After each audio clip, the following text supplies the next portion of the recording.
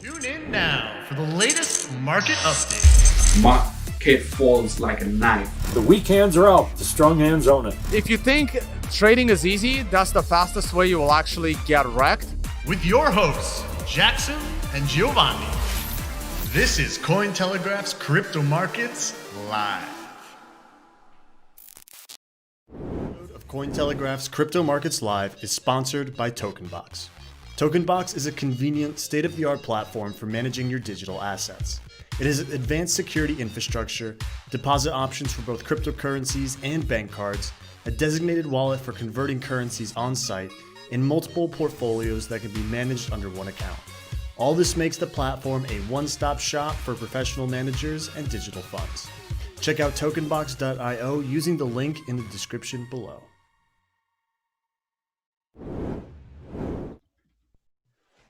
Hello everyone, I'm your host Giovanni. Welcome back to our weekly crypto market show live. This week we have a pleasure to be joined by Lisa Ann Edwards, actress, producer, writer, trader, and Crypto Wendy O, crypto events host, YouTuber, and trader. How are you doing, girls, today? Hi, doing really great. How are you? I'm great. I'm doing awesome. Thanks for having me. I'm excited to be on with my girl Lisa and chat charts. Yeah, so excited. Girl power. Yes. Yeah, actually, we don't have many women on our channel, so it's a pleasure. So today we are going to talk about how to maximize profits in a single trade and what are the risks involved in that. Also, we're going to discuss the latest Bitcoin price movements and some major altcoins, and also touch upon traditional assets as well. So before we start, I want to address our audience and remind them to like and to hit the like button and subscribe to our channel. And also, I want to remind that this is an interactive show. So if you have any questions, don't hesitate to write them down in the chat, and we are going to ask our guests about it.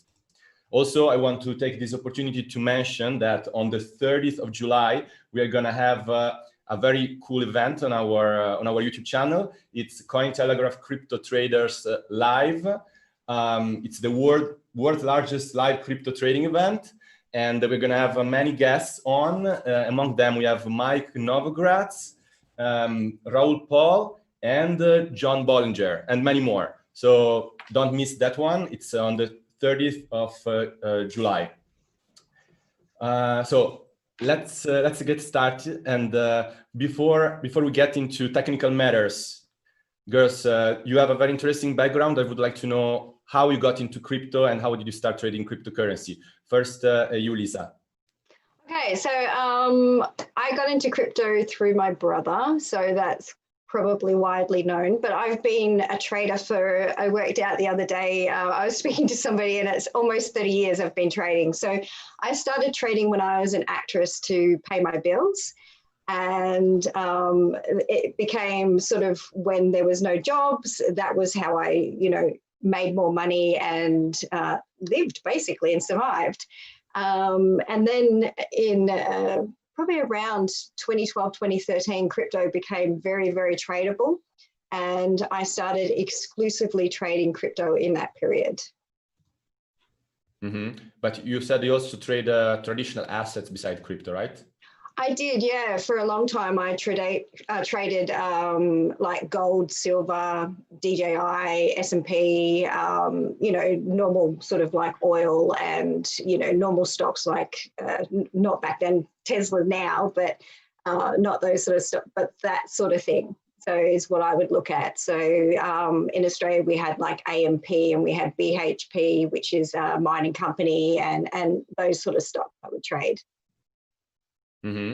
What about you, Wendy? Can you share your experience with us? Yeah, so I actually, I've always invested like in a 401k when I was working and whatnot. But I got into crypto end of 2017, and I didn't know about financial markets. I didn't know that anybody can trade assets 24/7. So when I kind of, when I first got into Bitcoin and crypto, I got my first stuff on Coinbase. I heard about Bitcoin, I want to say like 2011 from a family member.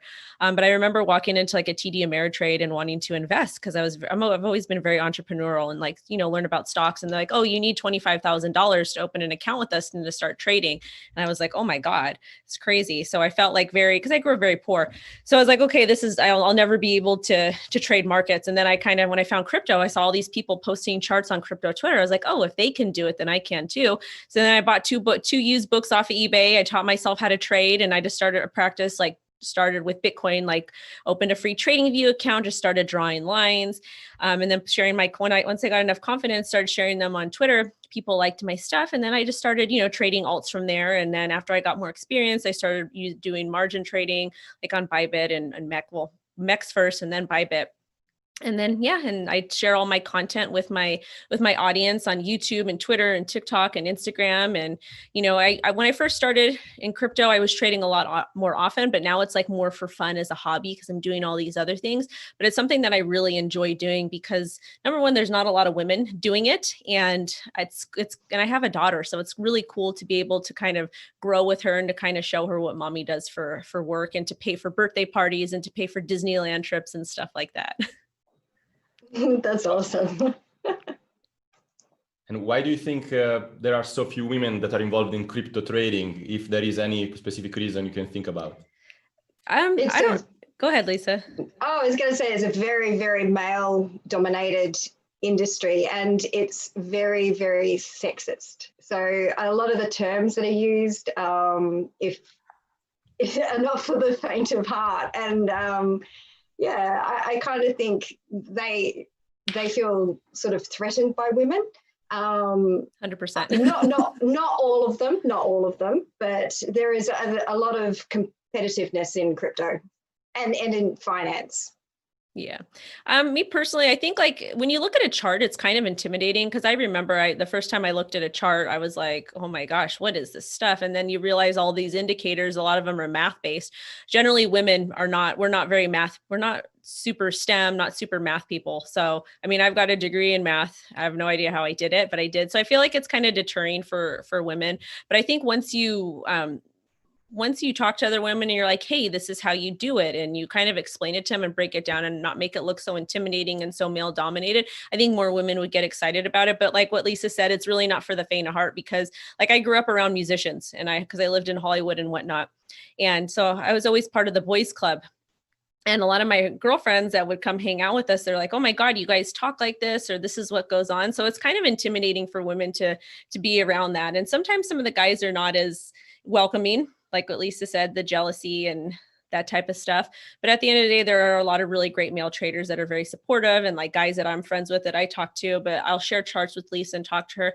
But crypto in general it's mostly male dominated as well. So I think that's going to change. I think 2021, we're going to start to see a lot more female traders. I know River, she trades, Dentoshi trades. I'm starting to see a lot more female traders pop in, and it's just really, really cool to see. I love to see it. Yeah, it's really exciting. And I like to make my charts very feminine. You can tell my charts when you see them. So they're bright, they're colorful, they've got drawings on them. So you can instantly recognize my charts when you see them. So if somebody shares them, they're like, oh, that's a Lisa chart. Yeah. Awesome. Yeah, I'm sorry, go ahead. I get excited when I come on these things to talk. Okay, so I think it's time to get into technical stuff. So I'm curious to know your opinion about the latest movements in the Bitcoin market. So we have been trading sideways for a long time. Just a few hours ago, we saw a spike. We arrived to the 9,500, but as far as I know, there are very divisive opinion about what is going to happen. Some traders are quite bullish, saying that this is not going to, the 9,500 is not going to be support level still for a while. What is your take? What is your analysis, Lisa? You start. Okay, can I share a screen here, and I'll bring up my Bitcoin chart. So this is my bright and colorful Bitcoin chart at the moment. So we can see that we've got quite a bit of sideways movement that we've had for some time. So we've got two resistance levels, which are quite important in technical analysis. So I work with support and resistance. I work with Elliott wave, Fibonacci, and a few other indicators. So usually the MAs, the 100 and 200 MAs I'll have on the chart, and I can gauge where support and resistance is for those. And also the RSI, which on the 4 hour is looking fairly sort of oversold right now, but it has been for a couple of days. And this predominantly happens when we're in a short squeeze, which is what I think is happening right now. So we can see that we've got very, very shallow sort of retraces within this area. And which means it should take us to this second resistance here, which is a technical pivot. So which means we should then correct at this point. We'll come down to this lower channel and then continue up. So we've got a higher technical pivot of 10,700 that we need to touch in order for a $16,000 bull run to happen. By the way, I love your chart. I love your personalized chart. So yeah, I started doing it because I thought, you know, there's not much color. A lot of the boys' charts look very similar, and they're very technical. And yeah, so with my charts, I sort of explain what's happening. And the crypto market works. It's a very small market in comparison to traditional markets, and it's $270 billion. So when you put that into, you know, when you think of the trillions of dollars that go into the DJI and the S&P every day, crypto is this tiny little market, and it's moved and manipulated by whales. And so I kind of explain how this all works and what they are thinking and what support levels they're sort of sitting at in order to sort of move the market in the direction that they want it to move. I have a greater theory that right now with the COVID happening, that this is the perfect time to bring crypto again to the world and to showcase it as, you know, a different monetary system, and, you know, bring more people in, like what happened in 2017. And doing that, we need to hold certain levels to move the market to 16,000. And that will bring a lot more people in. So we're seeing the DeFi bull run at the moment, but we're also going to see, you know, the top 10 sort of, and maybe even up to the top 100 start to really move once this bull run starts, when essentially it can start once Bitcoin hits 10,700. And we've got confirmation of that next, what I call a bullish pivot. Mm-hmm.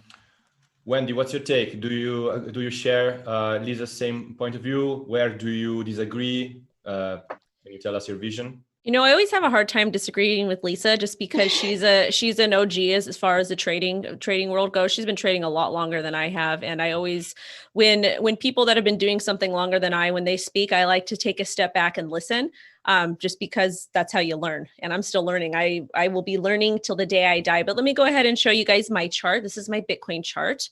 Let me go ahead and share it and show you guys kind of what I'm looking at. Can you guys see it okay? Yep. Okay, let me go ahead and move this and then maximize it. So this is my Bitcoin chart. I initially had thought, and this I use whole MACD, which is a little bit faster than the regular MACD. And if I can have an indicator, because generally MACD is a lagging indicator, if I can have an indicator that moves a little bit faster than a lagging indicator, but still a lagging indicator, I'm going to use it for an edge.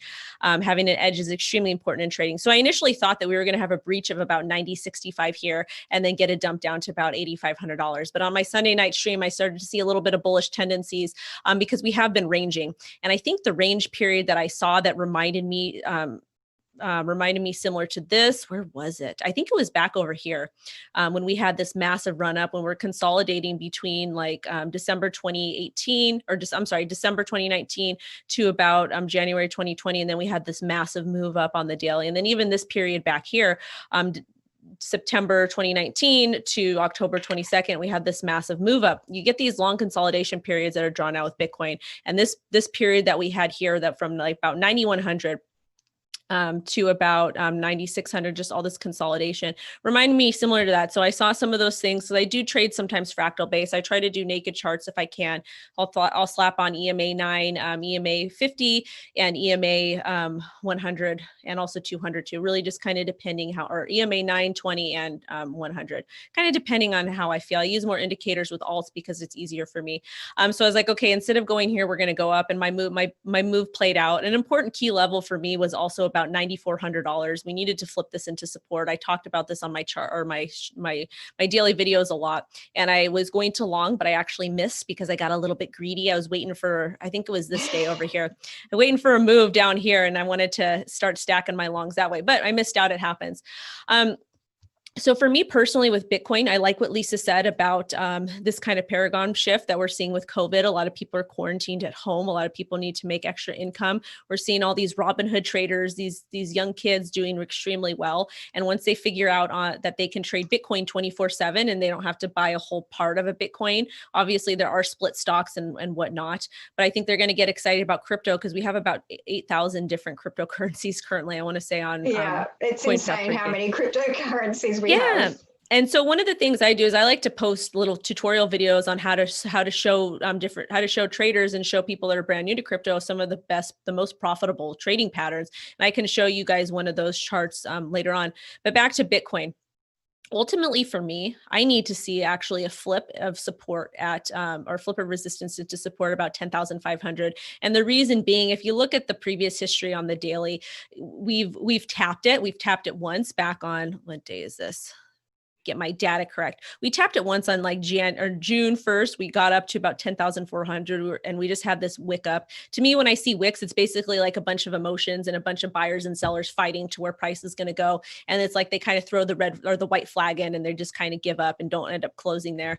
And then we had that battle over here as well. What is this? This is back in 2020, February. We topped off here and we dropped. So until we flip 10,500, I'm not going to get super bullish yet. I do need to see that occur. And as you guys can see, we've got all these other various resistance areas there's not too terribly much there going on. So I think once we're actually able to flip like 10,500, 11,000, 11 or 12,000, it's going to be, price will tend to go up pretty fast from there. But also too, this is another important day to notice is going to be August 11th. August 11th, there was a call to action from the African-American community for them to just go ahead and purchase Bitcoin because they want financial freedom and they think it's, essentially going to help them get equality and whatnot, which I think is an amazing idea, just as long as they understand what to do with Bitcoin, not just buy it blindly. So that's why I have this little line. That's what I have this line here. And I had someone, and we talked about it on my show. I talk about Hotep and we've got a Love and Marriage podcast. We talked about that as well too. But that's why I have this mark here is because if we get a large group of people that are buying Bitcoin for financial freedom, it will essentially continue to push price up. So that's kind of what I'm looking at for Bitcoin currently. Mm-hmm. Yeah, we will keep an eye on that date. But I have another question regarding the latest movements of Bitcoin, because some traders are saying that Bitcoin hit four lower highs in the past month and a half. Mm-hmm. So that's considered a bearish sign because there were four lower highs. So what do you think? Are you also seeing this pattern as fundamentally bearish, Lisa? No, I actually, if I can share another screen with you, I've got a longer term chart, which I'll go into. And I can show you a pattern that actually has a similar thing and we moved higher. So, so we've got a pattern here back on the 10th of May, and we had our previous bullish pivot in this area, and we had 4 lower highs in this region as well, and we continued up, and we did 13,500, and during this sort of 5-week period, we did $6,300 in movement, which is very, very possible in this. We've had the same for lower highs in this region, and we've crossed this all-time high resistance, which we've had going down the whole of Bitcoin. And we're on the opposite side of the parabola at the moment. So we've got basically free air going up. So our next resistance in this area and in this region is around the $16,000 mark. And so basically we've got all of this room that we can just move higher. We've got a little bit of resistance at around 13,500, but the whales and you know, FOMO starting to kick in at these points should push us through. Cool. So I want to remind our audience that if you have any questions regarding the latest movements in the Bitcoin price, what is the outlook for the future, don't hesitate to ask. Write it down in the chat, and we pick the most interesting ones and we'll ask our guests about it. Also, I want to remind again about our live event, which is our Cointelegraph Crypto Traders live event, which is gonna happen the 30th of July. We're gonna have amazing guests on, among which Mike Novogratz, John Bollinger, and Raoul Paul. So don't miss that, guys. Now, going on, I want to get to the core of the discussion, which is the most profitable trades that you realized in the last month. So, Lisa, I would like to know about what is your most profitable trade that you managed to close during this last month? I heard that you got very, very lucky.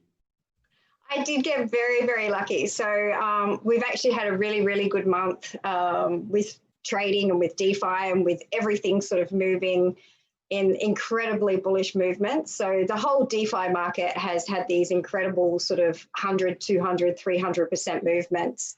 And one chart that I was trading was Elrond, which is ERD. And that chart has just been insanely incredible. And yeah, it's moved. Potentially these charts, all of these charts, because they're like penny stocks in your traditional markets where they have these like crazy moves, like you buy something at 1 cent or below, and it just, if that particular product then has some news or it takes off, then it kind of really, really moves in a direction. So ERD's a really exciting new DeFi product, which is, for me, an Ethereum killer. And the reason this is because Ethereum's, they've got Ethereum 2.0 coming, but what people don't know is that Ethereum 2.0 is not going to start until all of the Ethereum is staked. And it needs quite a bit of Ethereum to be staked. So,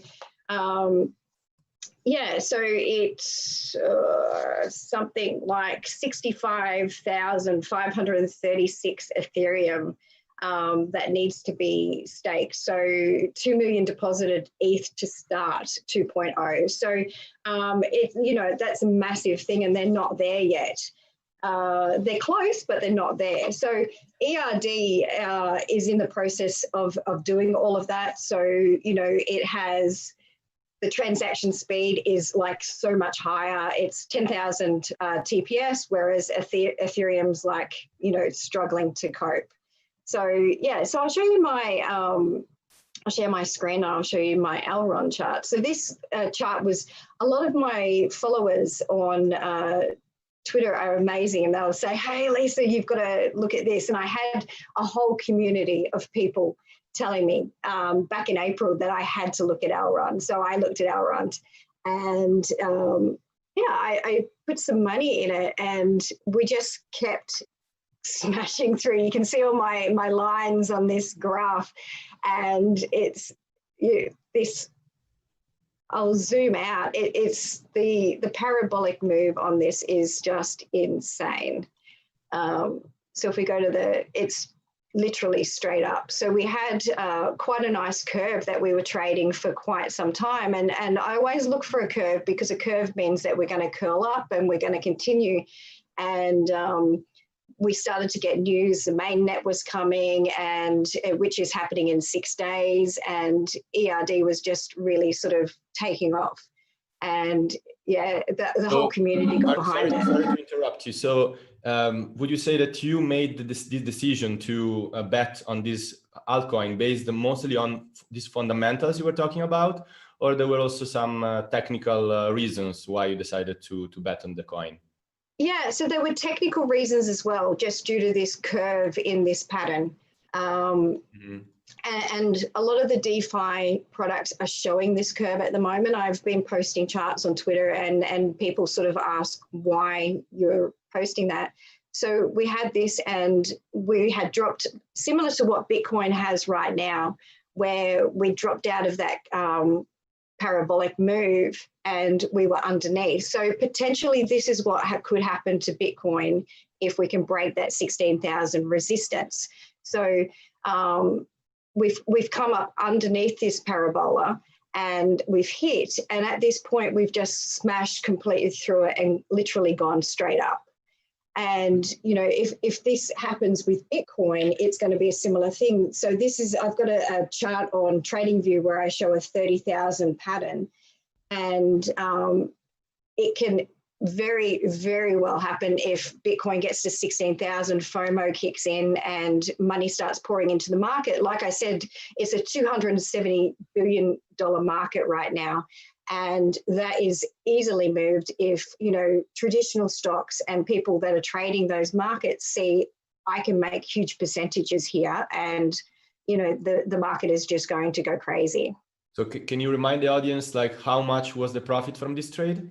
The profit on this trade was 16 times. So it was 1,600% from the point I started trading. So, yeah, so wow. The red line was where I started trading, and we just kept going. So Ethereum at the moment, I'm in a margin trade on that one, and it's literally, so I'm in a 10 times margin trade on this one, and it's just 174% from the point that I entered, which is down here, and we've climbed up. Here it fell out, it hit my stop, which I'm quite, I tell everyone when my stops are hit and when the pattern changes as well on Twitter.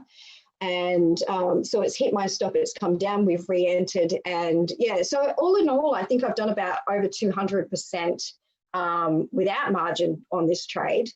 And then that's in a 10 times margin. Cool, sounds cool. So now I would like to know about Wendy. What was your latest biggest gain in a trade, in a single trade this month? This month, it was actually last month. I'm not going to say what coin it is because I'm not going to, but it was I'm not going to because people, I don't feel like dealing with the trolling. It was I started accumulating it and it completely took off. I did really, really, really well on it. So I was happy about that. I also got in on Matic I can show you guys where I got in at Matic, but it was like I like some of these low cap gems and it's like good. I like these low cap, shit coins because they tend to pump like really, really well. You have to hold on to them for a long time, but they do tend to pump really well. And of course my garbage truck is coming right now when I have to talk. But let me go ahead and pull up the Matic chart. Matic did well. I've been swing trading Tezos. So I've just been buying in on the dips and then just swinging it with no leverage. Lisa's a lot braver than I am because I will do Bitcoin and Ethereum with leverage and sometimes like Ripple, or XRP, whatever. But I get a little nervous when I'm trading alts with leverage because it's very, very risky. Let me go find my Matic chart first so I can show you guys. But I've been on Matic since about April, and the chart's still doing well. I haven't taken too much profit yet. So I want to ask you, like, when you do these kind of risky trades, like highly profitable but still risky, does it all belong to a coherent strategy that you have, or you kind of follow some kind of instinct in that moment and you get lucky in that specific trade, or is it part of a calculated strategy overall? So I can show you one that I'm not in, because I use this example for a video for TikTok and for my audience. Let me go ahead and share my screen here. Alrighty, can you guys? Oh wait, why is this not doing it? Here we go. So this one is a buddy of mine. Shout out to Vechain on crypto Twitter. He shilled this to me.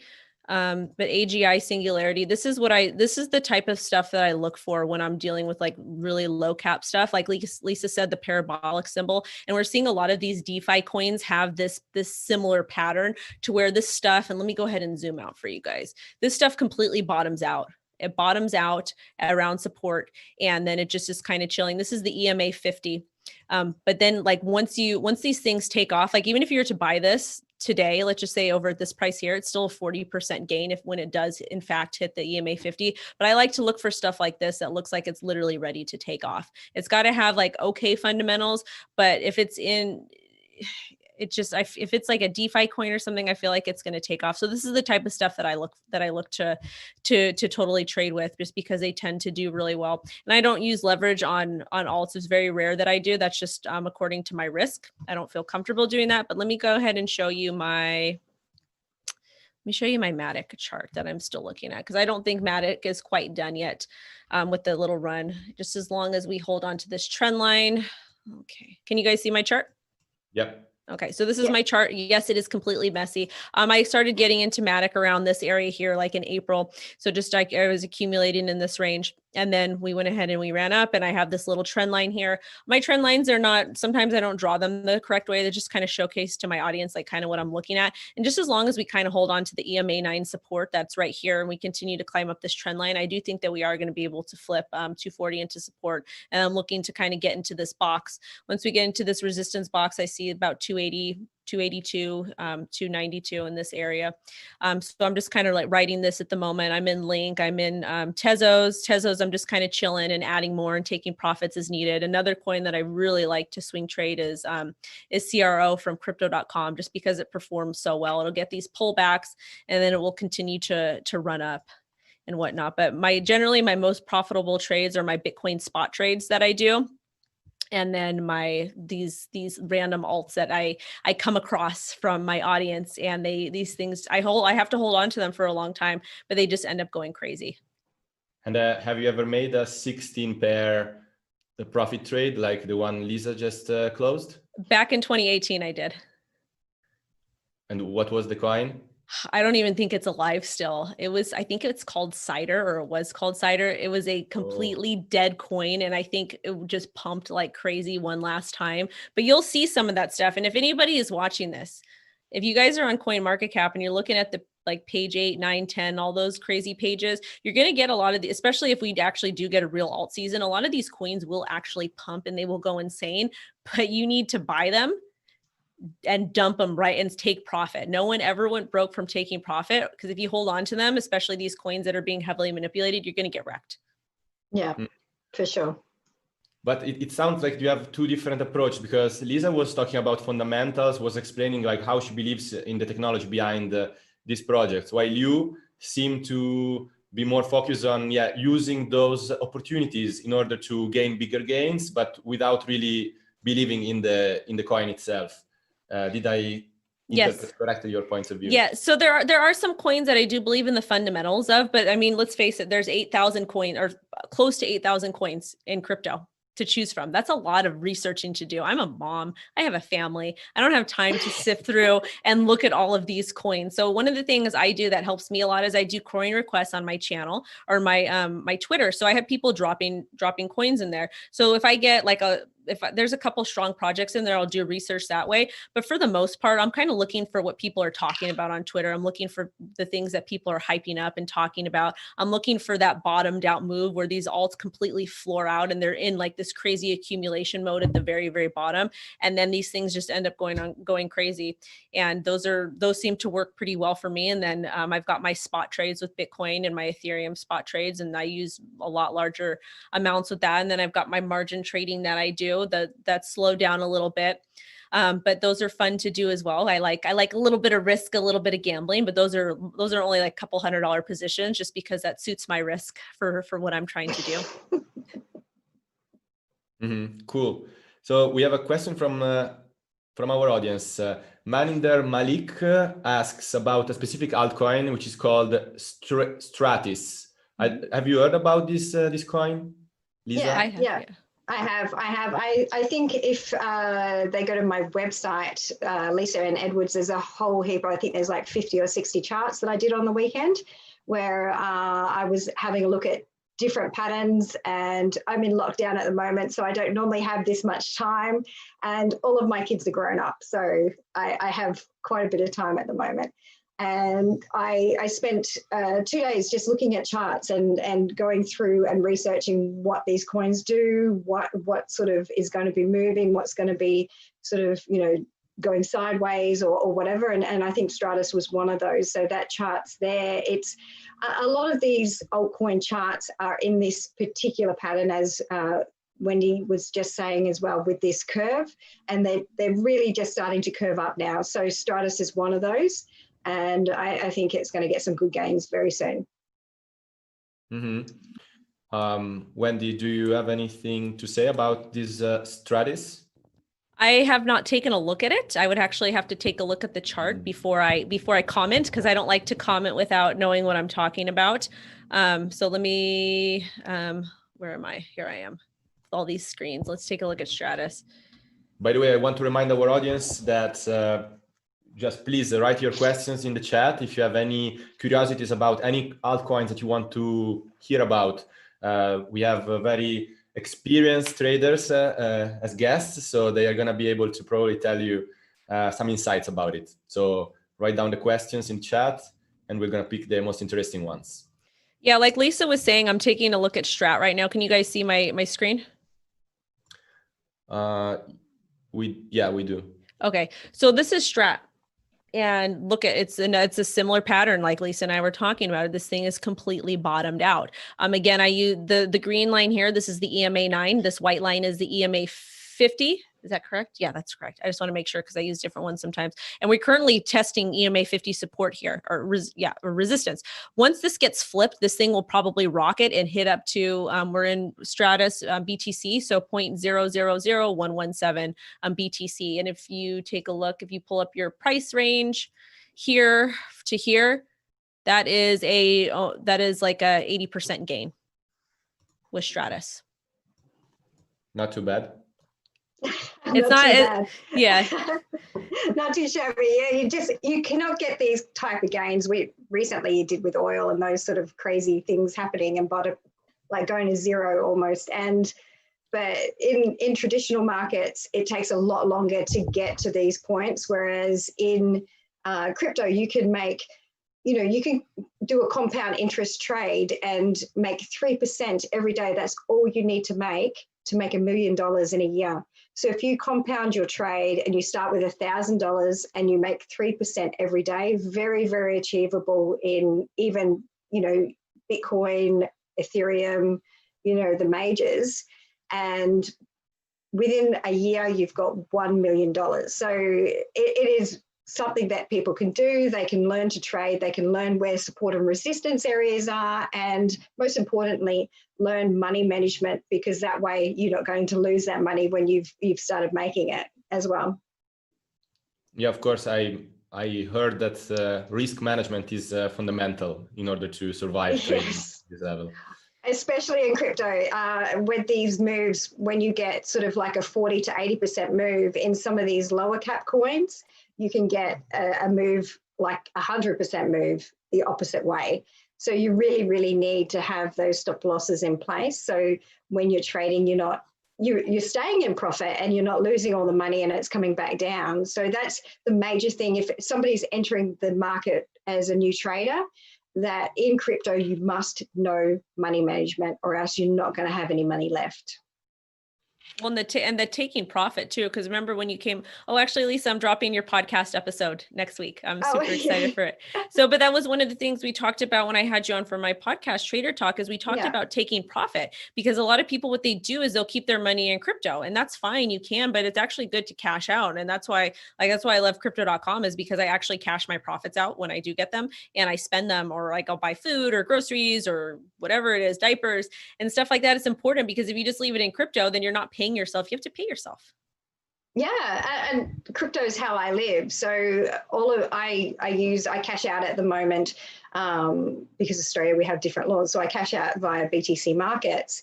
but that's how I pay my bills. It's how I pay for the house I live in. It's how I pay for my car. It's how I pay for my petrol. So crypto is how I live. And it's a very achievable lifestyle with the way that these markets move. As long as you learn how to play the game, because the crypto market, as I keep saying, is a very small market. It's highly manipulated, and that's why we get the volatility. So you need to know how to play the game. I agree. Mm-hmm. So I think we have time for discussing another of the audience questions regarding altcoins. Ladies, what do you think about Vechain by Ready Fair? He asked about Vechain. Do you know about this coin? I charted it the other day. I have to take a look and see what happened with it because I'm not in this trade. Because I do a lot of alt requests for my community and for my I live stream every Sunday night, and I talk about the markets and stuff like that. It's fun. So I actually predicted that we were going to kind of fall back to the EM. Well, I probably should show my chart, right? Yeah. That would make sense. So you guys know what I'm talking about. Let me go ahead and, it's not pulling up. Oh, Lisa, do you want to go ahead? And I'm just going to see if I've actually charted Vechain. Oh, wait. Sure I have.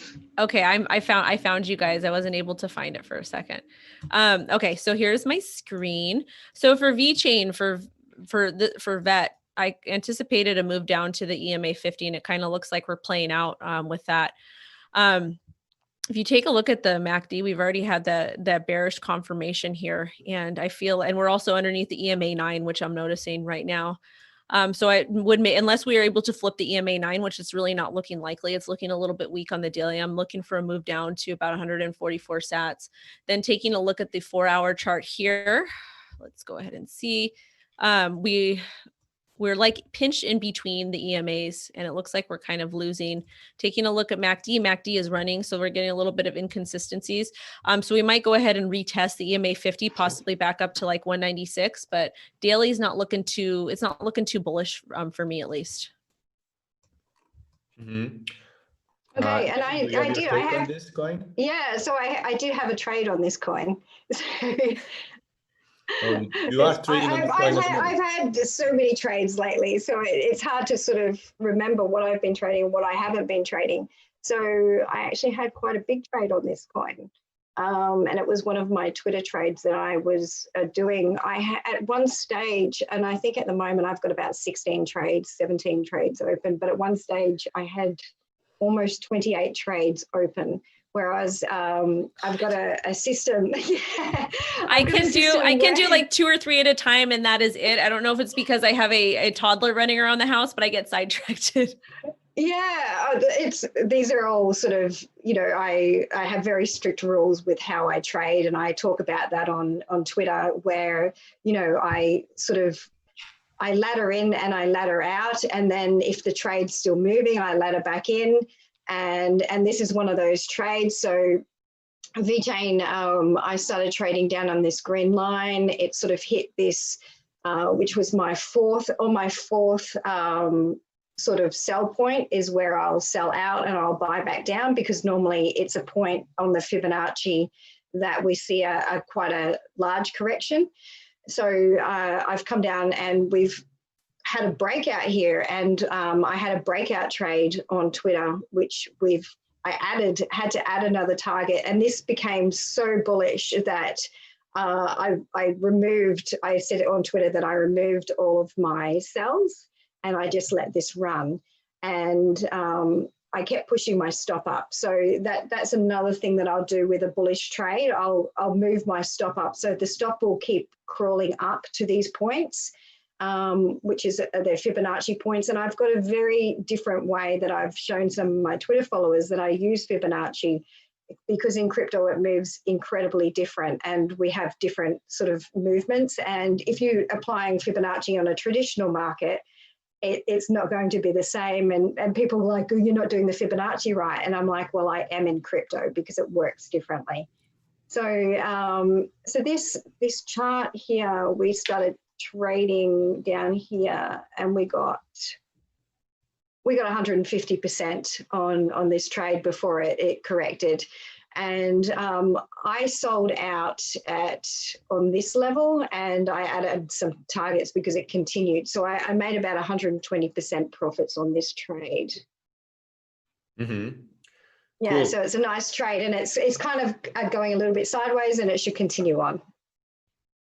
So now I would like to move away a little bit from altcoins to focus on the traditional markets. So in the last few days, we saw that precious metals like silver and gold have been performing very well. There was a surge. Silver broke out and reached a 6-year high, and gold is approaching an all-time high. So Yeah. I would like to know, what is your approach to gold and silver? Have you been trading them, Lisa? Yeah, I have. So I'm on an exchange called Prime XBT, and you can trade gold and silver against BTC, which is really exciting. So especially for somebody that's what I'm crypto. So this exchange has over 30 different markets that you can trade, and it's actually really awesome to see that we can. Now for me, the gold chart, if we're following Elliott wave, we could be in a flat or we could be in a running flat. So with a flat, we'll come here and we'll double top. If it's a running flat, we're going to move a little bit higher with this B wave. We will probably go. Do you have a chart to share? Oh yeah, sorry, I'm looking at the chart and then I'm just talking and it's like not shared. That might help. So yeah, so this is the gold chart. So at the moment we're, as I was saying, so we're in this flat, and I believe we're still in a corrective structure. If we're looking at Elliott wave, so this is how Elliott wave works. We could get a running flat, which means this B wave will come up to about 2200. We will kind of know once we get, here we're pushing up, and if we don't sort of start to see any sort of correction here, we're going to continue. So 22 is about what we're seeing, and then I'm seeing a major sell-off on gold.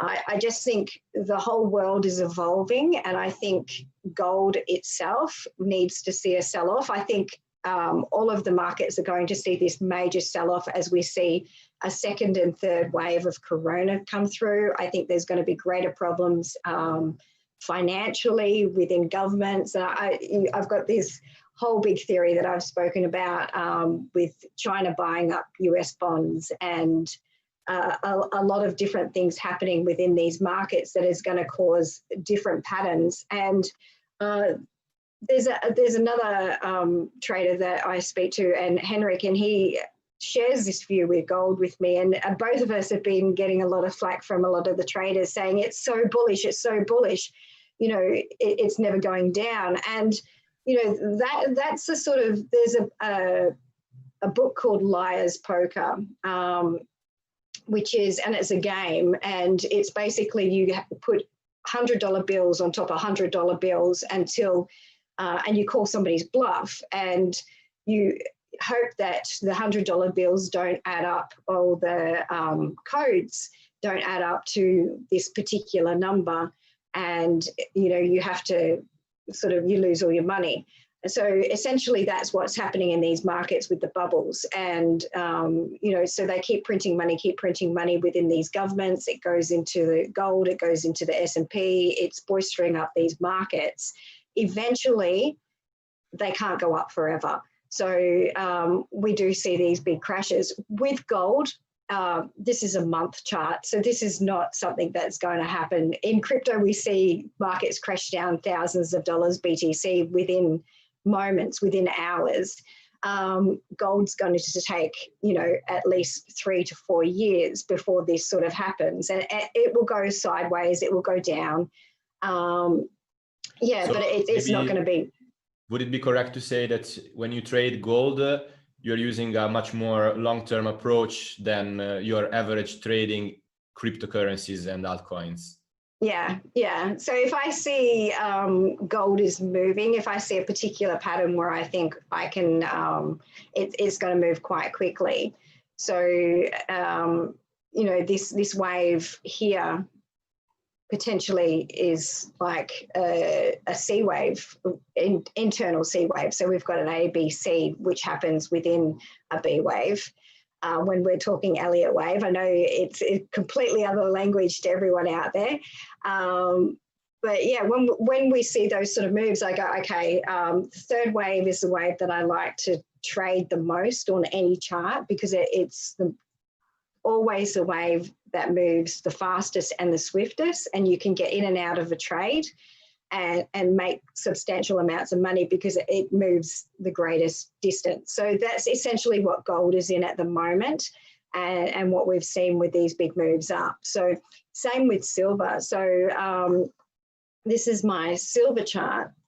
If I can pull it back, Oh, by the way, I want to remind our audience that if they have any questions regarding the performance of gold and silver, especially compared to Bitcoin, don't hesitate to ask it in the chat, and our guest will reply.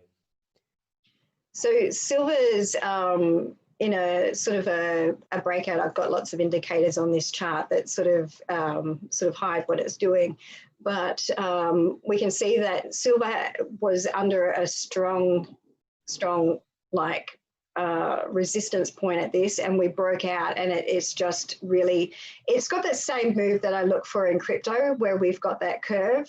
We know when we see this curve, we're just going to continue up. So if you're a new trader and you're looking at patterns, this is something that I would definitely look for.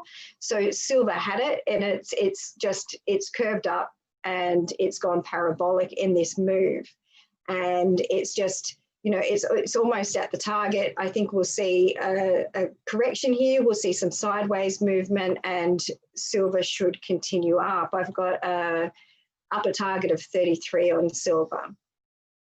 Mm-hmm. Wendy, what's your experience with this kind of trading? Have you been trading also precious metals like gold and silver? So the only precious metals that I really know about is my Tiffany's jewelry that's in the safe at home. I don't trade traditional markets. I'm going to be very honest. I really just trade crypto.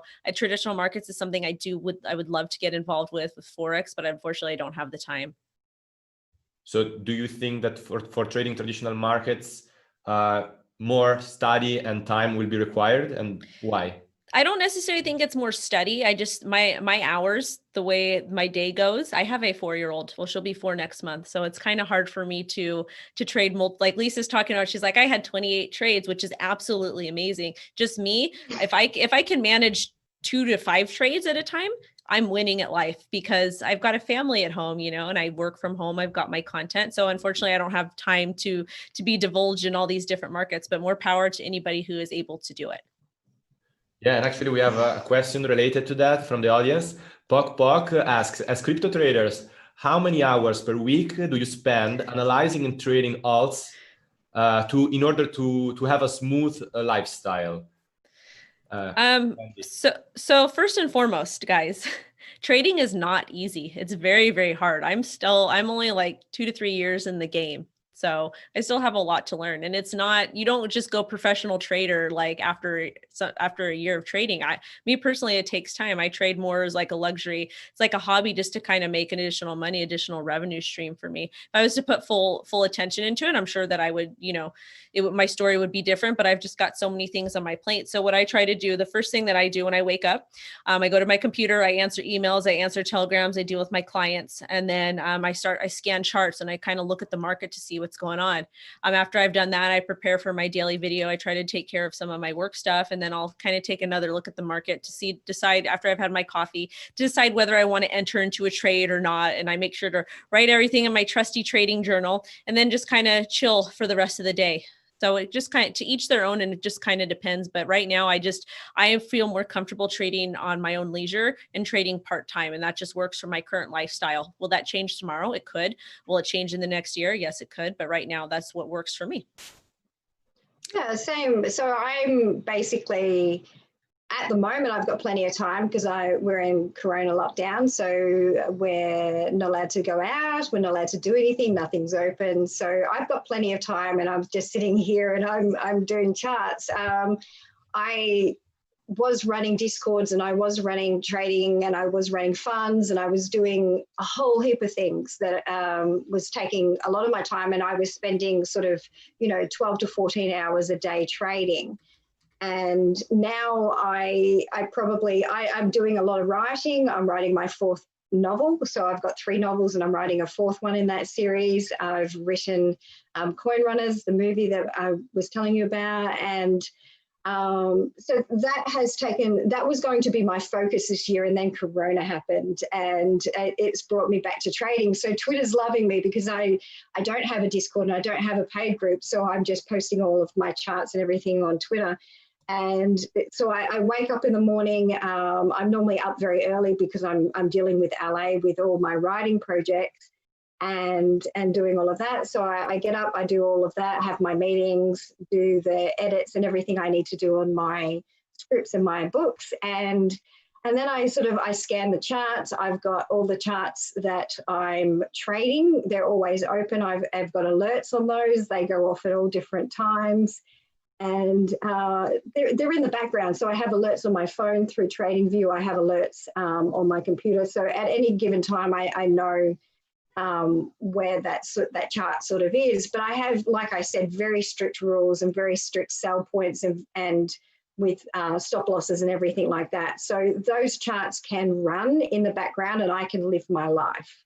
And normally when I'm not locked down. Cool. So let's move on to one more altcoin, which I wanted to cover with you. It's Chainlink. So Chainlink is a so-called DeFi token, and it has been even defined the Tesla of altcoins because it's performing so well lately. It's showing very strong performances. Have you been trading Chainlink? I have. I shall share a screen. So I had a trade on this one, and I don't margin trade a lot of the alts. I will margin trade only sort of BTC and Ethereum. I kind of try to steer away from the margin trades because the alts kind of move so unpredictably. And Chainlink earlier was one of the only coins. So a lot of the trading engines on a lot of the exchanges failed and there was not the coins there to meet the orders that happened. And Chainlink was one of the only coins that went, or the first coin that went to zero in this period.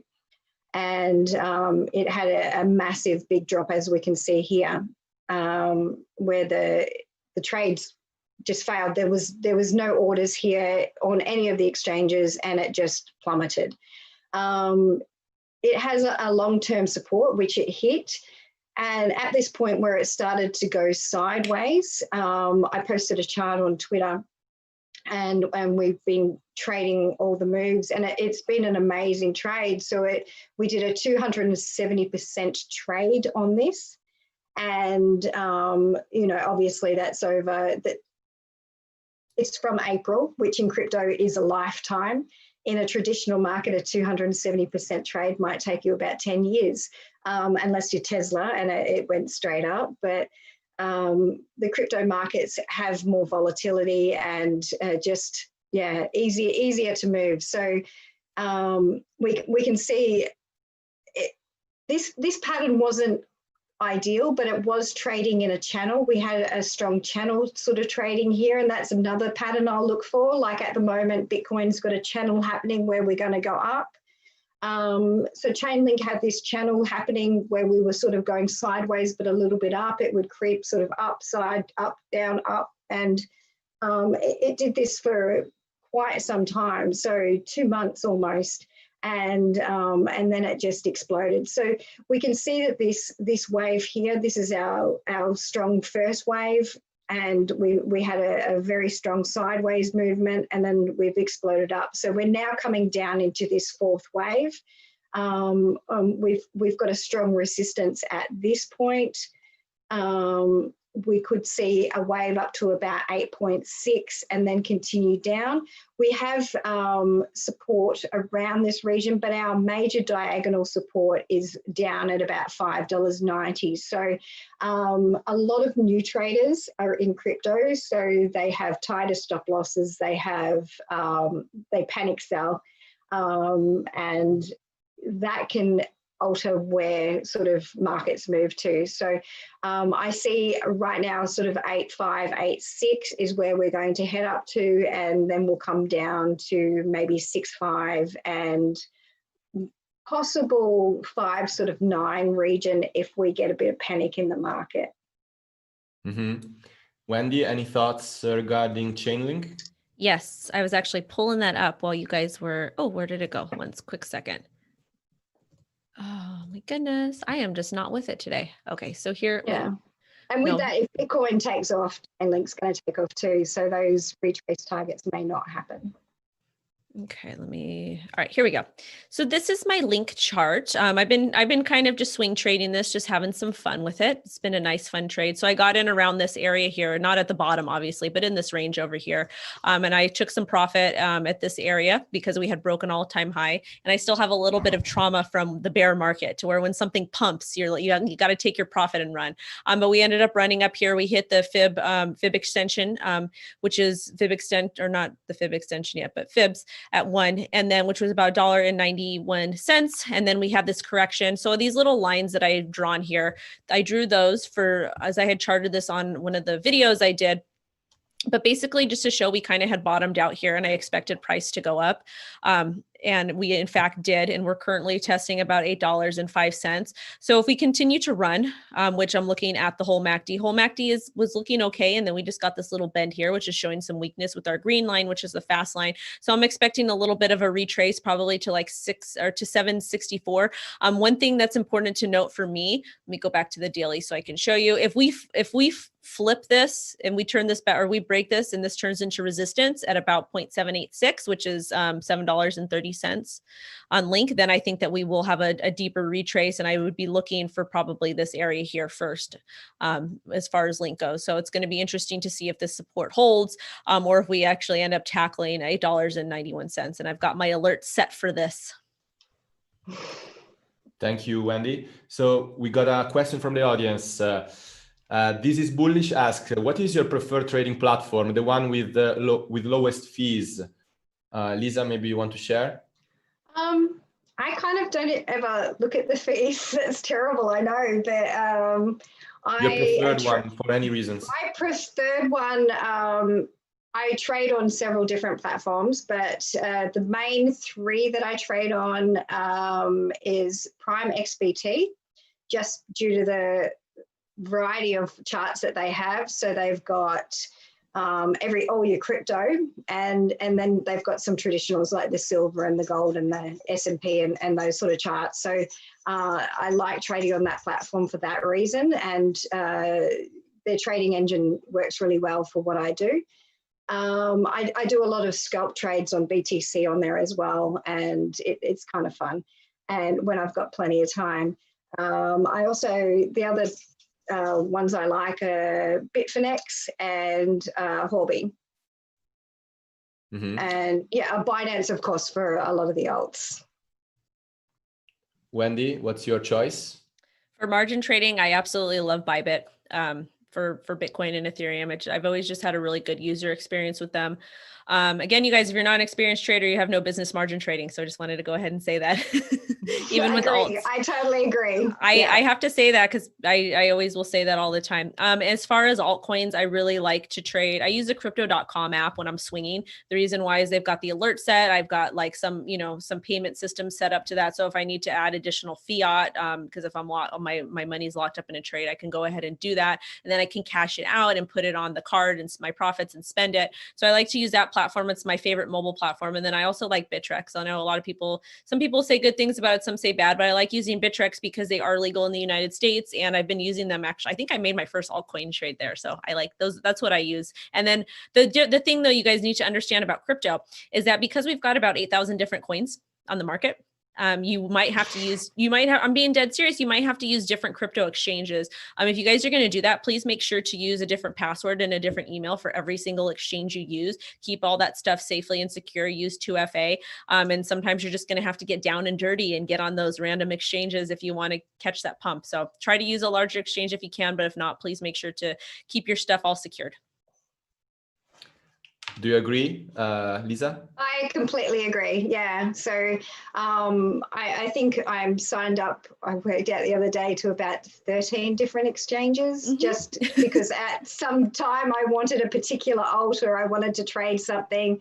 And yeah, so the main thing with doing that is, as Wendy was saying, so, you know, if you're using the same email address on every exchange, make sure, which I don't, I have different email addresses for each exchange. I have a lot of security on my stuff, so I have different passwords. Make sure your password is a very strong and secure password, that it has, you know, a variety of upper and lower case. It has symbols, it has all of that within. Something that you'll know, don't write it down where anyone's going to find it. There's a password protection system that you can get called 1Password, and you can put everything in there, and it's amazing. And also make sure that you have 2FA and alert set up. So I get emails, I get SMSs, and I get and I have 2FA when I'm signing in. So I have a lot of everything set up on every exchange.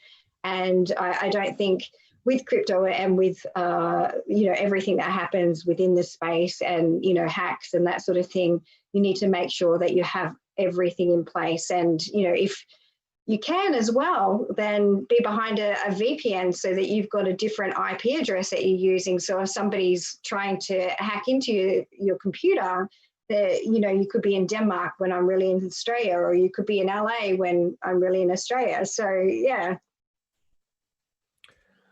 Okay, cool. So do you have time for one more question, girls? Yes. Sure. Okay, so this is mainly related to the last altcoin we're going to discuss today.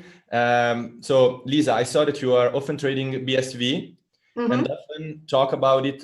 BSV, for those who don't know, it's Bitcoin Satoshi's vision. So you often talk about it and you're rather enthusiastic, in a rather enthusiastic way on your Trading Views posts. Is there any connection between your enthusiasm and the fact that your brother, Craig Wright, is the main proponent of the coin?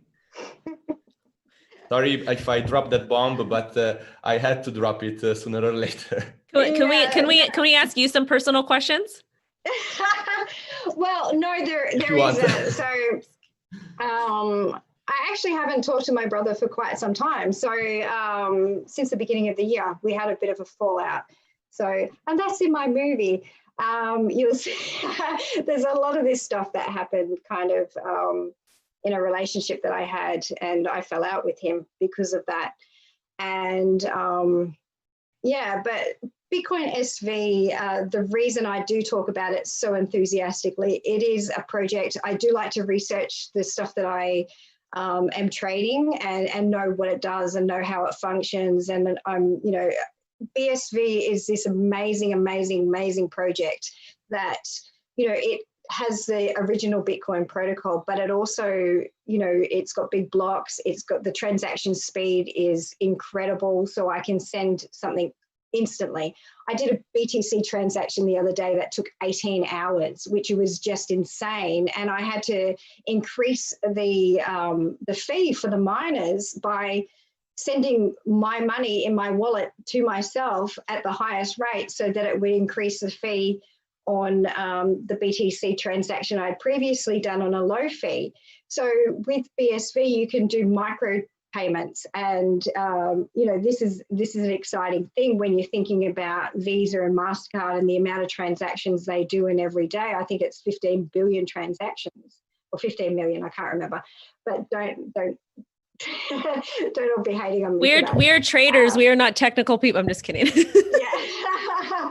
So BSV can do all of this. So this is something that I look for. This is why I like ERD as well, for what it can do. BSV is getting tokenized at the moment. So they're tokenizing the chain. There's going to be tokens. It's going to be this huge big things. So we talk about DeFi. BSV has some really big stuff happening. So if you are looking at getting in and holding this, I think BSV is about to explode just due to the fact of what's been happening. I have people sending me, you know, all the BSV projects that are moving from Ethereum to BSV. And they don't talk about and market it enough because there's so much noise in the crypto sphere that it kind of gets hidden until you can't hide it anymore and people have to take notice. So I think this is, you know, it's just sort of, you know, flying under the radar at the moment. And yeah, we're going to start hearing some really big things happening. Okay, so you believe in the fundamentals of the coin. I do. Wendy, do you have anything to comment on BSV? Do you also believe in the fundamentals? Do you trade it just for fun, or you don't trade it at all? I'm not that big of a fundamental person just because I feel like there's so many projects. I grew up very poor, lower middle class. So when I'm looking at crypto projects, I'm like, how is this going to help somebody that I know, or my mom or my sister or people I grew up with? So a lot of these projects, a lot of their use cases are really not valid for the people I grew up with.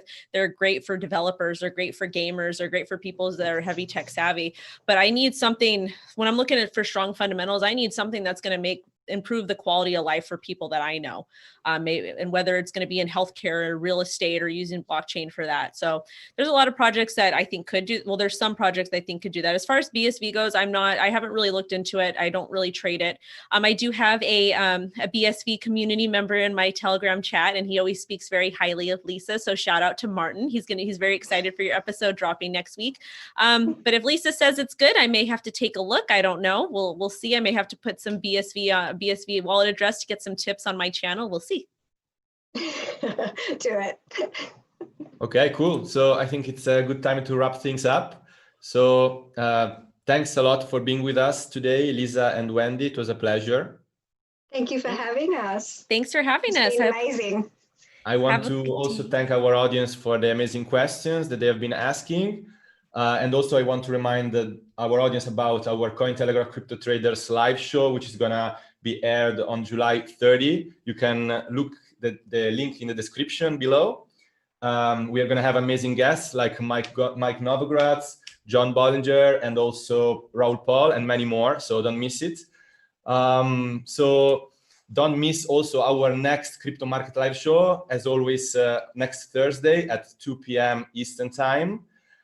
I'm your host, Giovanni, and see you next time.